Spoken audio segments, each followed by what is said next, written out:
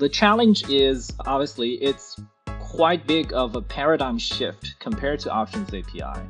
And also there are some strong attachments to existing APIs from some users because people just don't like seeing what they're familiar with being considered a deprecated or second-class citizen in their framework.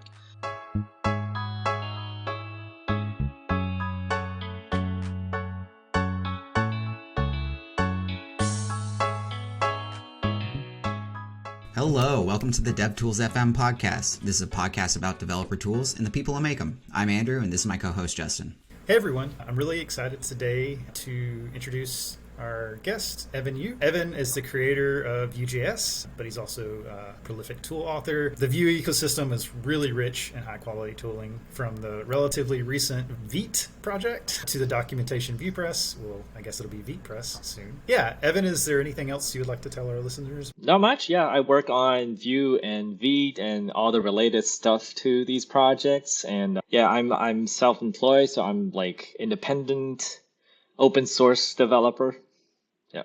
And I've been doing this for a few years now. Yeah, you do open source full time. That's like your primary purpose. That's amazing.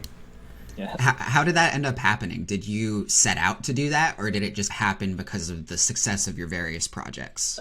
It kind of just happened. I started working on Vue when I was still at Google, but that was purely a side project. Just want to see like what can I do with JavaScript so I can prototype my own stuff quicker. But turns out it kept growing, and it's like this cycle of, oh, more people are using it, maybe I should spend more time into it. And then when I spend more time into it, it grows even further. It remained a side project for maybe, I think I started in 2014, remained a side project for almost 2 years, and eventually in 2016 when I was working at Meteor, but Vue kind of grew so big, I decided maybe it's worth giving it a try to see if I can just work on it full time.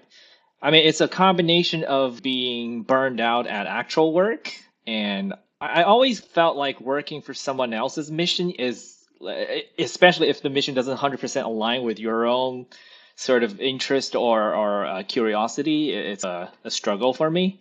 I don't know if that categorizes as ADHD or something, but I've always struggled with that, right? When the goal isn't 100% aligned with my own interests. So I was like, even if I'm going to make a lot less money, the utility gain of being able to just work on something I absolutely want to do is huge. So that's pretty much what drove me to do that.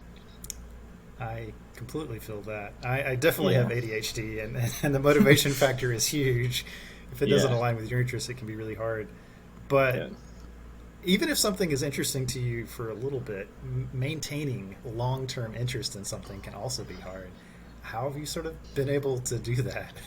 I think it's really because the original drive of wanting to make something great, it allows you to just force through some of these smaller, like, reluctancy of doing the dirty or hard work. It's a long process. There are times where I felt really burned out because sometimes you just wake up after a new release, there's like 10 bug reports. Or you originally planning, I'm going to do this thing today, but then someone reports one weird bug and you spend a whole day just fixing that bug and maybe not even being able to fix it. It's like super frustrating, but over time, you just get used to it. I mean, I guess the good part is because it's not technically a job anymore, right? So you don't have a boss telling you like you must fix this bug today. So I can juggle around the priority a bit just to fit my own mental status. I feel if I feel I'm burned out, I can take a break. No one's gonna yell at me for doing that. I don't need to get my manager's permission to do that. So that's a bonus. So I get a lot more freedom in terms of how I want to actually allocate my time, when to work, when not to work. Yeah. So that kind of helps. That's the dream.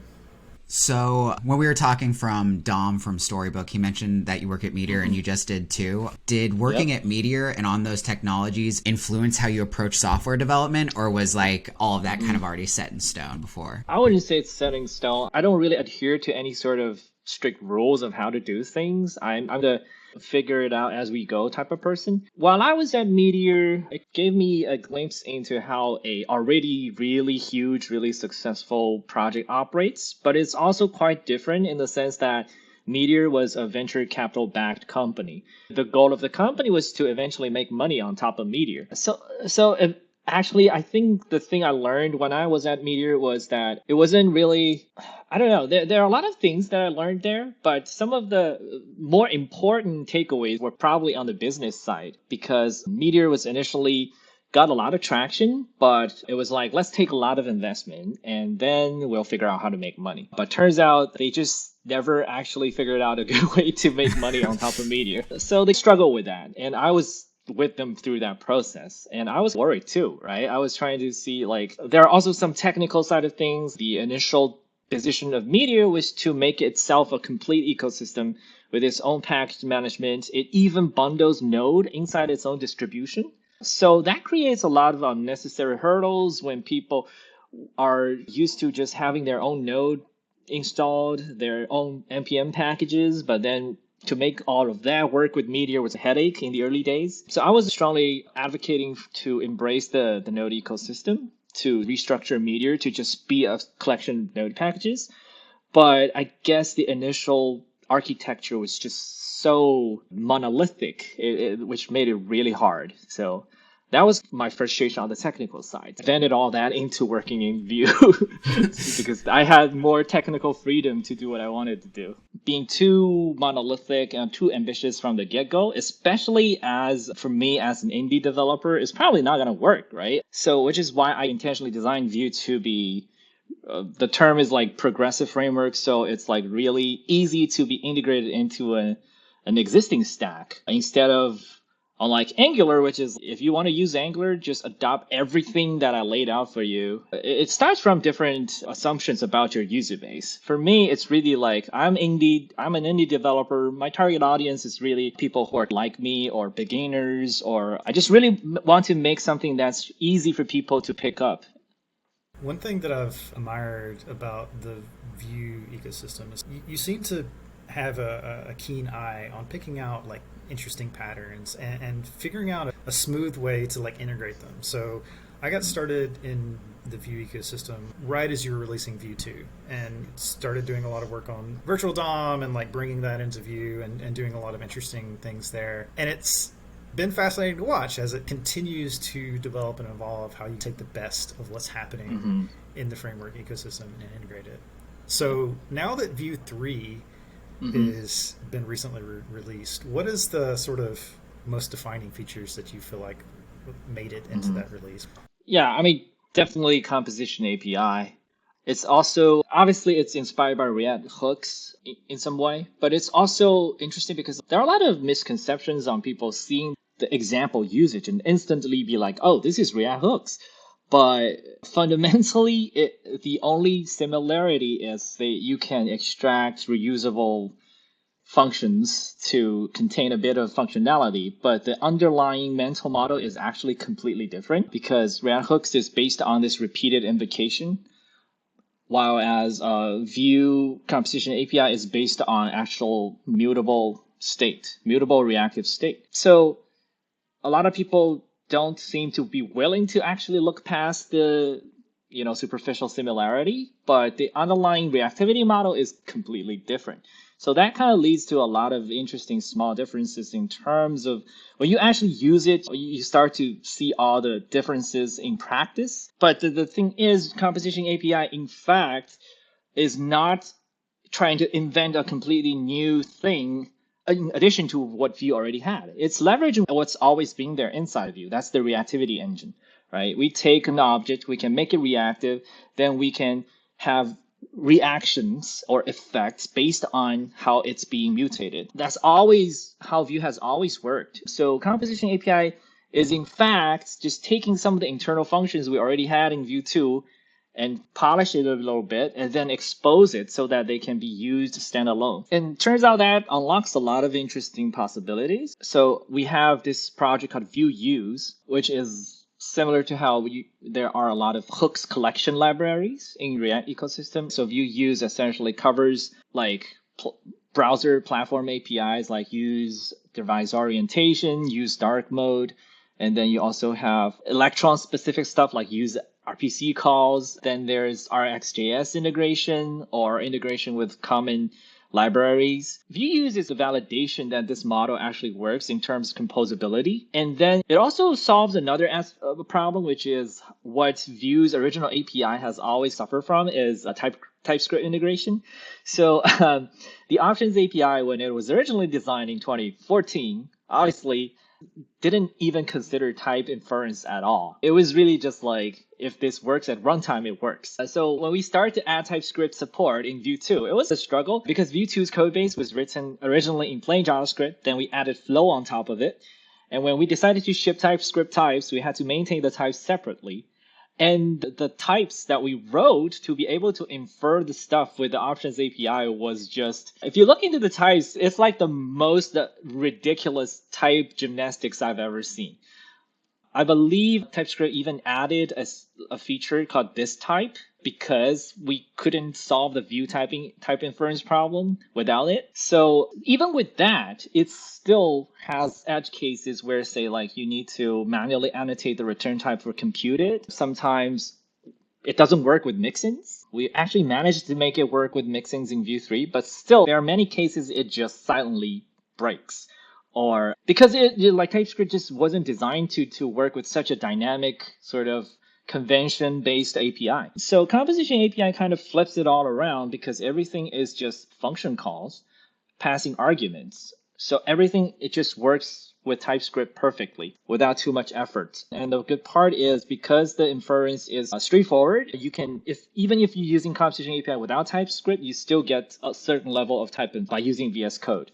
So that addresses another set of problems. So overall, Composition, it really raises the ceiling in terms of scalability for Vue applications while still retaining the same reactivity model that Vue has always had. The challenge is, obviously, it's quite big of a paradigm shift compared to Options API. And also, there are some strong attachments to existing APIs from some users because people just don't like seeing what they're familiar with being considered a deprecated or second-class citizen in their framework. It's a challenge of balancing this because it provides really a lot of objective benefits. A lot of users actually like it. They prefer it when they're using Vue 3, but there are also a strong camp of users with strong opinions. They believe this looks like React, so I'll never use it. I think a lot of this comes down to just communication, and I'm recently just reworking our whole documentation, it's a delicate balance of trying to redesign the docs in a way that we cover all the template parts, which is state agnostic. And then we have to give people options. Do you want to learn the options way or do you want to use the composition way? It's like class components versus hooks all over again. And I mean, React docs still haven't really solved that problem. It's still class by default. Then only at later, you're like, oh, here's hooks, by the way. So I think it's a challenge, right? I believe the React team, the original intention when they introduced hooks is this is going to be the new way of doing things. But they can't just say that because people will get mad. They'll be like, how about all my class components? And I believe when hooks was first out, there are still a lot of people who are like, this is a mistake. Class components are better. But only time will tell. So sometimes as a maintainer, it's a challenge for you because sometimes your judgment gets affected by feedback. But the feedback isn't always to the whole user base because sometimes the most vocal people isn't necessarily the most representative. You have to gauge that yourself. You need to look at multiple data sources to make more informed decisions, and which is always very tough. So sometimes you just have to believe in yourself and trust the intuition to some extent. Yeah, for sure. I saw some of the initial conversations on the composition APIs RFC, and some people were just very heated. I think, yeah, our biggest mistake was in the first draft of the RFC, we indicated that we want to replace Options API with this. And people just went crazy. So looking back, that was a very obvious mistake. We kept Options API completely in Vue 3. It actually works exactly the same way. And the funny thing is, Vue 3 is written with Composition API as the primitive building blocks, and Options API becomes an alternative interface on top of that. And the whole implementation to support Options API was like several hundred lines of code. So it shows how like Options API really is a higher level thing where Composition API is really just exposing the lower level primitives. That's pretty interesting. So that makes it going forward a lot easier to maintain it, right? Because you're not really maintaining two targets. You have like your base components, and then it's just like sugar on top. Yeah. The good thing is they're coherent at the lower level. They're not like two completely separate things. So you've worked on a lot of tooling. I got involved in Vue a while back, and just, I don't know, that learning Vue is what actually taught me like what Webpack really does. It's like trying to write a plugin, a Webpack plugin for Vue. You've done a lot of stuff, and it's not just like the visible tooling, but there's a lot of things like the Webpack plugins. What do you think has been the most challenging work for you? What has been the hardest thing to build in the Vue ecosystem? Probably the Webpack loader. It's interesting. I think we went through 3 completely different implementations for Vue Loader over the years. I implemented the initial version of Vue Loader, which had a lot of constraints. Also because at the beginning, I just had no idea how Webpack worked. Well, I was just basically trying things until it worked. And later on, I got a better understanding of how Webpack's whole module resolution and how it treats all these requests kind of worked. Looked at source code of other loaders. I rewrote it. So it was better structured, but still has some limitations. One of the challenges is because we designed Vue single file components to support preprocessors for each language block, which is to say you can have a Vue single file components with a template written with Puck, with your script part written with TypeScript or even CoffeeScript, then with your style written in Less or Sass or whatever you want to use, with post CSS after it. So essentially a single file component becomes a sort of a meta file that needs to create, if you think about it, in fact, each block needs to be treated as a virtual module that lives somewhere. So I need to figure out a way to, inside the loader, with just a single loader, I need to be able to parse the file, then create these virtual modules, and eventually assemble them back together.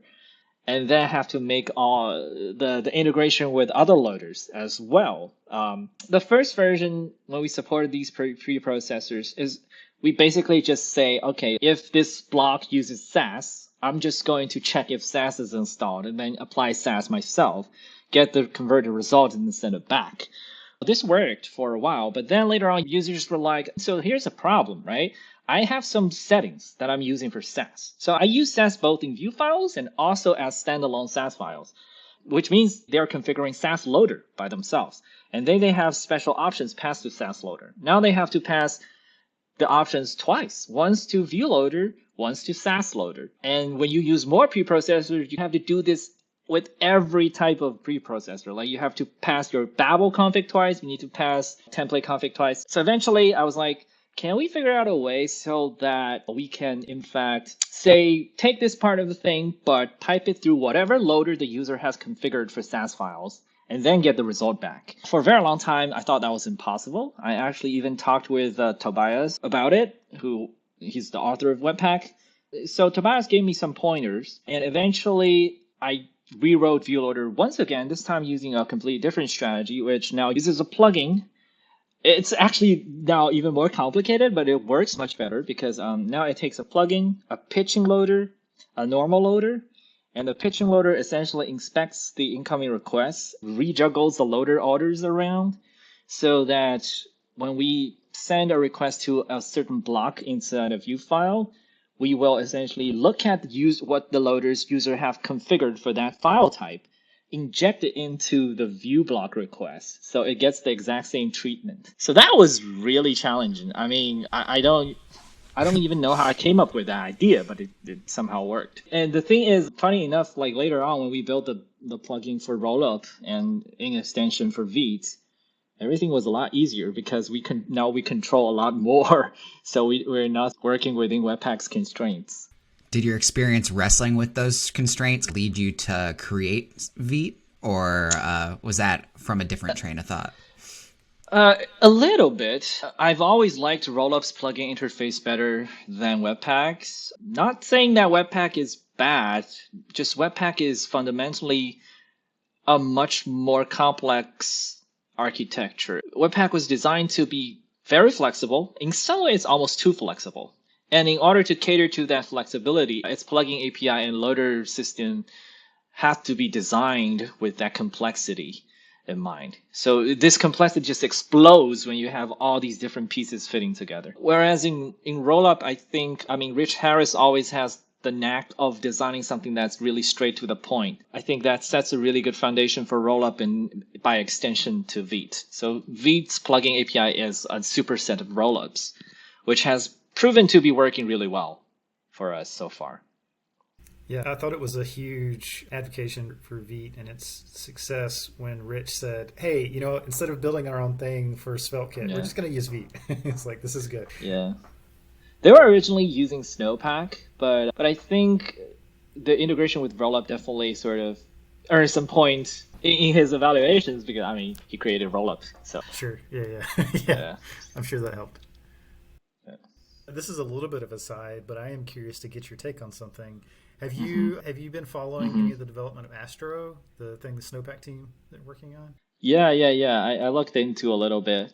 I think it's interesting. In fact, so in my backlog, there's always been something that's related to the more efficient hydration. So some of the concept that Astro kind of promotes, say like partial hydration, VitePress currently does that to a certain extent. And in fact, technically, right, because Astro is framework agnostic, which means it's not creating something that these frameworks cannot do. So it's more about how you can leverage frameworks with a certain type of setup or constraint so that you make this kind of thing natural.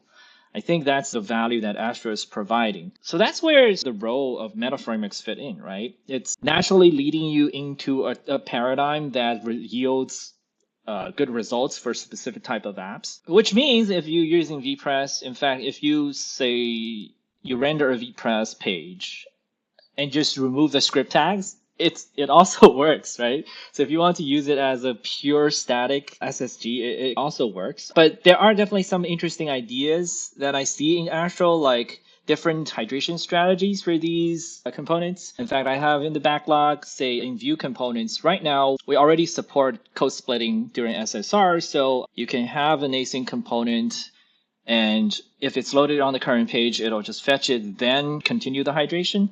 But we can add something like hydration strategy when you are defining an async component. Say this async component should only fetch and hydrate when it's coming into the viewport. So that seems like a very low intrusiveness API to just add. It's very additive, but it gives you a very fine grade control, like basically gives you lazy hydration for free. And then there's also a different kind of strategy where a more compile time based strategy where say in Vue files, you can have an extra script block saying basically like script client only, then say, okay, this part of code only executes on the client and it doesn't have the runtime. You can only use raw JavaScript. Basically on the client, we're not loading Vue anymore. So you're using Vue purely for server-side rendering. So you're just generating your whole template or your whole app using Vue on the server side. And then only those more explicitly client-side scripts will be put together and then bundled for the client side. So this is basically saying I still want Vue's templating system, but only on the server side. So there are a lot of interesting ideas that we can explore here now because Vue is fundamentally also compiler powered, right? I think a lot of people they find Svelte interesting because Svelte is best known for this completely compiler driven strategy. But what a lot of people don't realize is Vue 3 specifically now is also very, very heavily compiler driven. It's more like a runtime and compiler working together kind of thing. So we use the compiler to generate more efficient virtual DOM at runtime. So if you've seen our 3.2 benchmarking numbers, it's pretty much on par with Svelte in the JS framework benchmarks. And the single file component, obviously, the new script setter feature is also heavily compiler based. We're doing a lot of compiler transformations to make the code, just the authoring experience more ergonomic. So that means In terms of the server-client hydration story, there are also a lot of room to explore here. Yeah, that's super interesting. Compile away frameworks definitely seem like the future. That feature you just mentioned where like you can have client-side only JavaScript like that would be a godsend when I'm writing Next.js applications because you have to jump through hoops to like only run stuff client-side. But if that was a part of the framework, that'd be cool. Interestingly, Next allows you to easily do server-only stuff, but when you so I think Remix has that sort of design that allows you to basically do JavaScript free by default and only. But I don't know. I think Remix is either no JavaScript at all, or you opt in to have full JavaScript. So there's no kind of middle ground. I think it's possible for something like. I think Astro is the middle ground where I guess the thing, a drawback of Astro that I think that's hard to avoid is even though it's partial or lazy hydration, still, if you're using a framework, you're still going to be pulling in that whole framework the moment some hydration is needed, right? So, and this means it probably performs best when you're building largely static sites. If you're building anything that has a decent number of interactivity, then the hydration benefits wouldn't really be that obvious. So I think this model kind of fits a specific type of apps better, but that also means a framework like Vue has the potential to reach into the more static side and come up with something that allows you to still use the familiar paradigm, but then you can build a site with very, very little JavaScript on the client. Yeah, it's awesome. Yeah. So we've talked about Vite a little bit, but for our listeners who may not know exactly what Vite is, could you explain a little bit? Yeah. So it's pronounced Vite. Oh, sorry. Yeah. It's a French word for fast. Vite is essentially what you could use to replace, say, Create React app, if you're familiar with that. It's not strictly equivalent to Webpack because you need to configure Webpack with a lot of loaders to be able to actually just build something by today's standards. So Vite gives you a whole solution to build an app with a lot of conventions built in, like it handles TypeScript out of the box, it handles PostCSS out of the box, integrates with a lot of preprocessors out of the box. The most important thing is during development, Vite is a native ESM-based dev server, so it loads all your modules over native ES modules. So this kind of implies two things. First is modules are only transformed on demand. If you have code splitting, which is kind of important because if you have you'll be loading a lot of requests. So when you code split, you're only loading a subset of your modules. So which means when you code split, you are transforming fewer modules during development. And that'll benefit your production users too. So it forces you to think about code splitting even at development time. And then hot module replacement, when implemented over native ESM, is very efficient because the model kind of forces every module to have to be able to invalidated and transpiled independently. And one of the biggest problems why traditional bundlers often have hot module replacement performance degrading as your app size grows is just because the amount of code it has to invalidate and rebuild grows as well. But with a ESM-based model, the whole transform pipeline forces every transform to think in an isolated mental model. So there's less chance for you to have this big invalidation graphs when one file changes. And so we were able to make a lot of assumptions to make the whole work that we need to do when something changes more straightforward and do less work. So essentially, even when you have a big project, hot module replacement with a Vite project typically stays constant. It's almost always instant. And then during production, obviously I mentioned it's based on Rollup, which has been rock solid, in fact. And because Rollup was designed to be ESM first, so it's like a natural fit for ESM only dev server. Right. Some of the challenges when we built Vite was really about handling all these existing common JS dependencies. That's probably the biggest headache that we have to deal with. Luckily, ESBuild came to the rescue because it's blazing fast and it also handles common JS to ESM conversions. So we essentially use a strategy to say, okay, your dependencies, they don't change. So we're going to use ESBuild to just pre-bundle them when you start the dev server, and we'll cache them. As long as your log file didn't change on the next server startup, we don't need to do anything anymore. The only thing that may change is your source code. So we'll load them over native ESM, and you'll have hot module replacement. So your edits are always going to be extremely fast. So that's the premise. And it's not without its drawbacks. The primary drawback is when you have a lot of requests, let's say like 1,000 requests, it can take a lot of time. It can congest the network, even on the local host. But luckily, most apps don't really reach that kind of scale. And also, if you have an app with thousands of modules, you probably want to code split anyway to limit the number of modules you're loading for a certain route. So in practice, most people that we heard that migrated from Webpack-based stack to Vite report huge gains in terms of both service startup, build time, and also hot module replacement time. So I guess going back to the Vue loader and Webpack and everything, so I'm assuming that you had to rebuild some custom integration for Vite, I guess for roll-up plugins and everything to handle like Vue's single file components and that. Yeah. Luckily, we already had a rollup plugin for Vue files. It's built by one of our core team members. So I essentially took that over, then restructured a little bit to fit. I guess the special part we added was really handling the hot module replacement, because that is Vue specific. Rollup doesn't really have this concept of hot module replacement. But the cool thing is we built the dev server in a way that it is compatible with most rollup plugins. It's not actually running rollup, it can actually use rollup plugins. So that's pretty cool. And shout out to Jason Miller, because we got this idea from WMR. So he implemented this sort of rollup plugin compatible fake runtime. We call it a plugin container. So he first did this in WMR. And I was working on Vite 0 point something around that time, and I saw this. I was like, I want to use rollup for bundling, so why don't we support plugins during dev too? So essentially, we used that idea and then did the kind of evolved into this like isomorphic rollup based setup. Yeah, so I got one last question. This one's an easy one. Where does your V naming scheme come from? Everything you produce has a V at the start. What's with that, man? It's really random.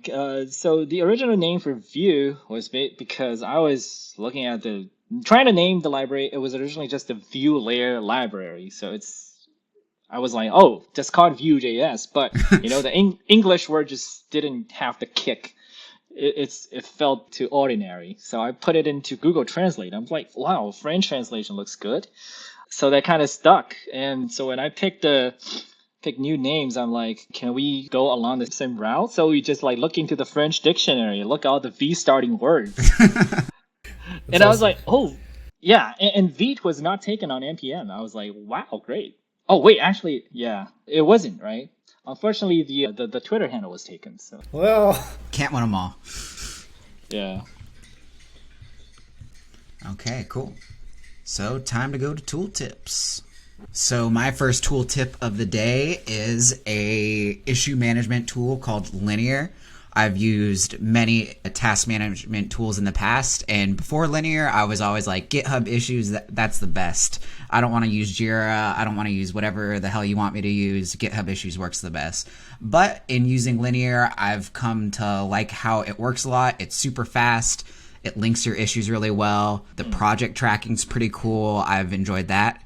And they've been pretty quick to respond to all of our feature requests here at Descript. So big shout out to them. I actually did a little bit of work with the Linear team a while back. One of the founders came and gave a talk at Artsy where I used to work. But the founding team in particular, they're like super good, really, really good. So this is just such an awesome thing. It's offline first, which is great. You can like use it on the plane. I don't know. It's quality. Yeah, I heard that they created this because they were tired of GitHub issues. So I kind of like the evolution, since GitHub issues itself was built because they hated using Jira. And they're like, we need something that's more streamlined. So this is like evolution from we hate Jira to we hate GitHub issues to now we have Linear.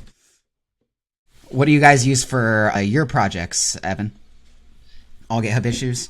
Yeah, I just use GitHub. So because I get way too many notifications, so I essentially turn off most of them. Then I have quick like bookmarks to the most.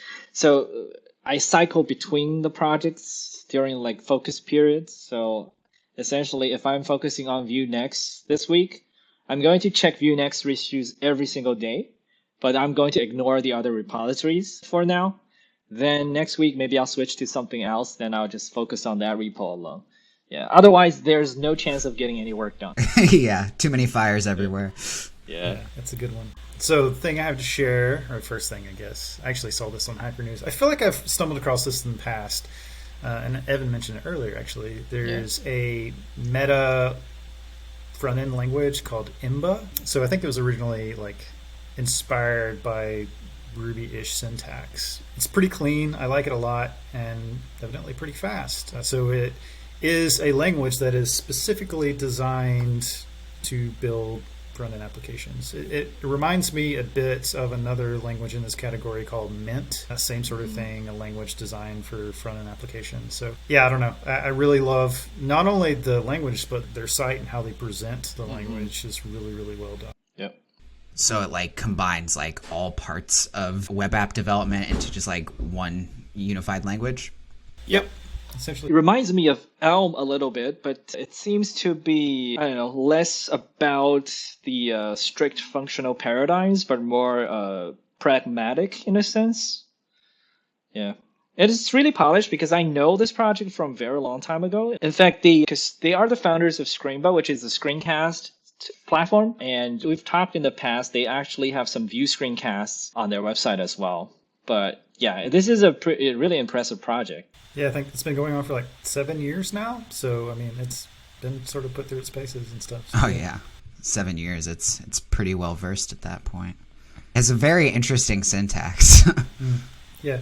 Yeah, in some way it's almost like two turds in some cases, but I imagine if you get really, really familiar with it, the productivity is probably really, really great. Yeah.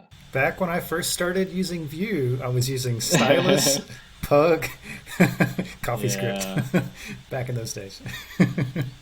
Okay. Yeah. So VitePress. So obviously I'm promoting my own stuff here, but if you've used VitePress in the past, you should probably consider looking into VitePress. It's still early, but Vite docs is built with VitePress, and it performs really well. I actually was curious because I was checking out Astro's docs, and they were comparing some of the performance of different static site-generated websites using Lighthouse scores, and so I ran it on the Vite docs, and turns out it performs really well, even though we're doing a full hydration of Vue 3. It's actually a Vue 3 single-page application, but on a Moto G4, which is emulated with 4x CPU throttling, it's 98 on Lighthouse in terms of performance. But yeah, some of the interesting stuff is essentially it's a Vue-powered static site generator, pretty much, right? But it's very lightweight. It gives you everything that Vite has, essentially. So you can build your whole theme using everything that Vite can support. Although, I mean, internally the theme must be a Vue app. So that's the limitation. If you use Vue, then it is what I would definitely recommend as the static site generator. Some of the interesting, pretty unique stuff that we do is you can actually freely mix Vue components or any Vue syntax inside your Markdown, because the Markdown is actually first converted into HTML, then compiled as a Vue component. Which means even inside Markdown, you can even use script tags to import other components, then use them. Kind of like MDX, right? But the benefit over MDX is that when we compile this, the Vue compiler will essentially separate all the static Markdown parts and the dynamic components that you're using. So on the page hydration, all the static parts are automatically skipped. So you essentially get selective hydration by default. And if your whole Markdown file doesn't contain any dynamic bits, it's just one big, there's no hydration to be done. So it's completely skipped. We also do some pretty interesting optimization. So when you first load a page, right, if you use MDX, you're loading the generated HTML and the equivalent React render function generated from the MDX file. You're loading the content twice. But in VitePress, you're only loading the HTML because we actually ship dual bundles, one version of the page that has all the static parts stripped out. It's only the dynamic bits. So on the initial load, you're only loading the static HTML and the JavaScript for the dynamic bits. And then on subsequent navigations, when you navigate to a new page, we will fetch a different version of that page JS chunk, which actually contains the static content. as JavaScript as plain JavaScript strings. So essentially you get the ideal loading performance without duplicating the same content twice, while still being able to mix any dynamic stuff inside your Markdown. So it's really neat for building demos that's interweaved inside your Markdown content. Yeah, this seems like a natural extension on top of how you already write Vue. Whereas MDX is like this whole new thing, requires all this other tooling. It seems like with this, you can more fall back on what you already built. Yeah. This is a little tool that's got me out of a lot of sticky situations. It's called yarn deduplicate. One of the big problems that I've had while maintaining huge repos is that you, like, especially with TypeScript, you might get two versions of the React types in your repo all at once. And really the problem is just because as you've been adding dependencies over time, your yarn lock will get multiple entries of the same dependencies that could actually be satisfied by one dependency rather than two, but because of how the lock file works, it locked the first version in and it locked the second version in. So what this tool allows you to do is it's an easy to run terminal command where you can say, hey, deduplicate my yarn lock file to where there aren't multiple versions, and you'll end up fixing a lot of issues with like TypeScript and Babel. This is like one of my main go-tos when fixing weird dependency problems. And it has a flag where you can say just target the Babel scoped dependencies. So it's super useful and it's very quick. Yeah, I guess this is faster than removing node modules and yarn lock and then reinstall everything from scratch. Yeah. Before this tool, I would hand edit my yarn lock files and be like, oh, those two are obviously the same thing and obviously the same dependency range, and then just edit their weird little syntax. But this is a lot better and a lot faster. Yeah. We used to use this at Artsy quite a bit for getting our Docker image sizes down, because you'd be surprised at how much disk space is wasted on duplicate dependencies that are installed. And we had some pretty significant reduction in our Docker images. So this is both an article, but also introducing a library. So Jason Longster, who has this budgeting app, and I forget the name of it, but he's been working on this application for a long time, and it's like pretty high quality.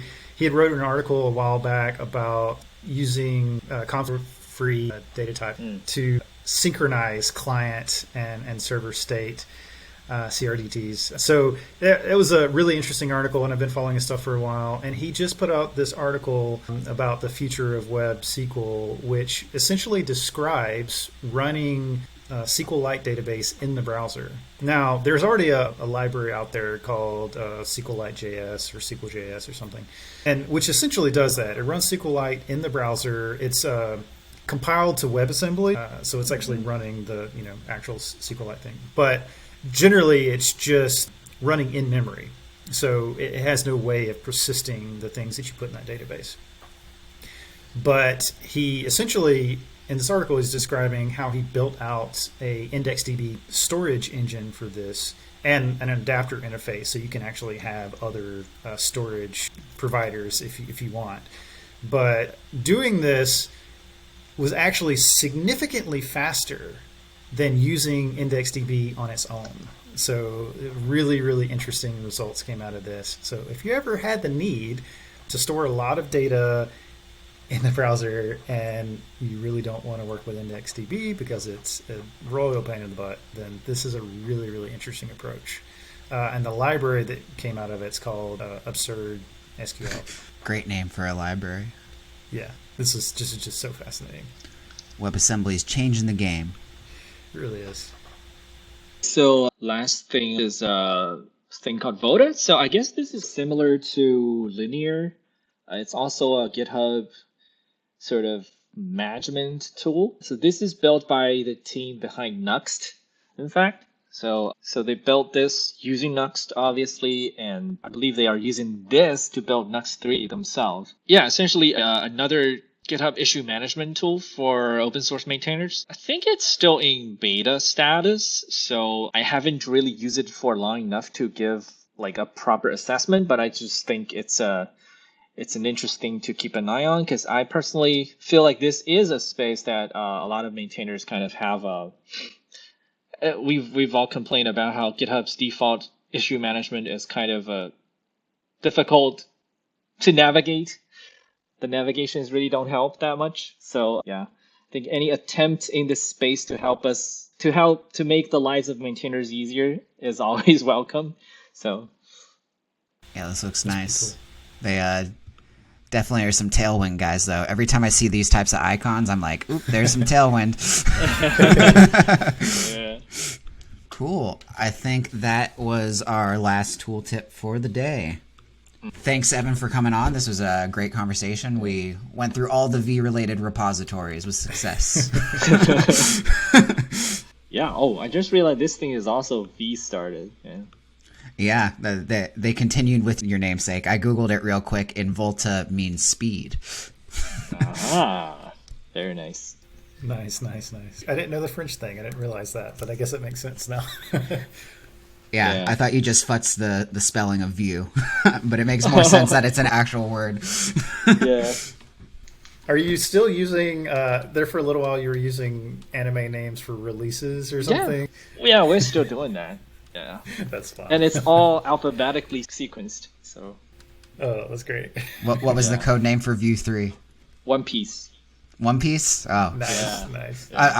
I'm surprised you ever finished development. Yeah. We finished before the original thing. That's interesting. Yeah. There are actually some people who have a repo on GitHub betting what the next code name will be, which is kind of funny. That's awesome. Some insider trading going on there. You're just like, here, slip me in. I don't tell anyone until I do the release. So. Nice. That's it for this week's episode of DevTools-fm. Be sure to follow us on YouTube and wherever you consume your podcasts. Thanks for listening. Bye.